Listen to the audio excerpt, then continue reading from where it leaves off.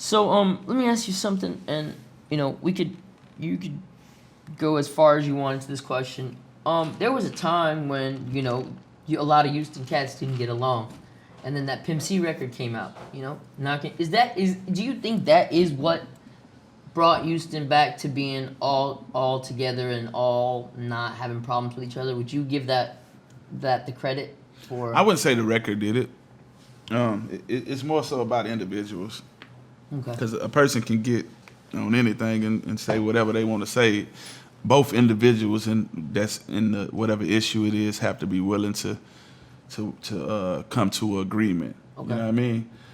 What that did, that rest in peace to Pimp C. Of course, rest in What peace. he did do is spark conversation to let people know how he felt about the situation and to let people know it's cool and how he felt. You know what I mean? Yeah. But we had already sat down and had different meetings, different issues that certain artists already had anyway. So it was pretty much done anyway. But it sparked a lot of talk and it was brought to the public. But at the end of the day, it takes both individuals or whoever's involved to just say, man, you know what, let's move past that. You go your way, I go my way. That don't mean we got to be buddy, but if we in the same vicinity, you know what I'm saying, I'm king enough to speak and say what's up and vice versa, you know what I mean? Yeah. So, you just got to be a grown man about it or a grown king, whichever one you are. Yeah.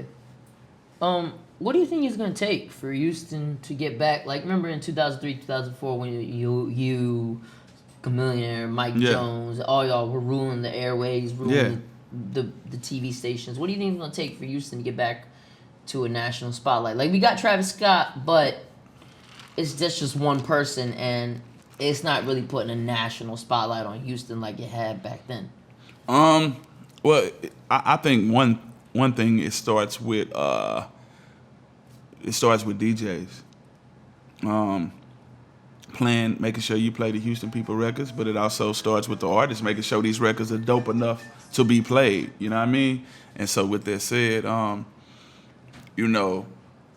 long as we support our own, it's cool to play other people music from out of town, but make sure you show the love to your hometown people that are actually taking it serious and got the right, professional sound shit.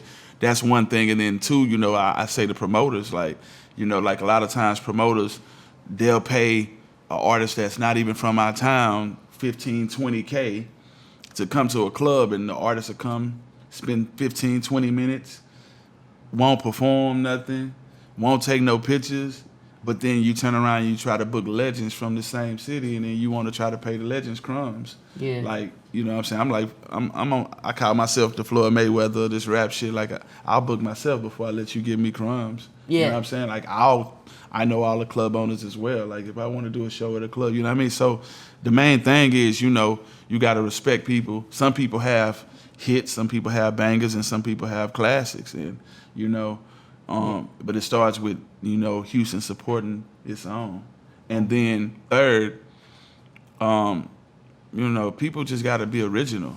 Yeah. A lot of things you hear on the radio, everybody's on some copycat shit. Nobody wants to be original. Yeah. People are afraid to, if I step outside the box and do this, what will they think of me? So, it's a combo of all them things. But at the same time, artists, you got to make sure that music up to part two. You want these DJs to play your record, you know what I'm saying? You can't be approaching them with a album and your artwork look like Lil Ray did it from the third grade. You know what I'm saying? You can't be recording on a bullshit ass mic and expect them to want to play this on the radio. It got to be professional. If you can go buy you some red bottoms and some Kush and all this other shit you stunt on Instagram with, then take your ass to a real studio and tell them Flip sent you.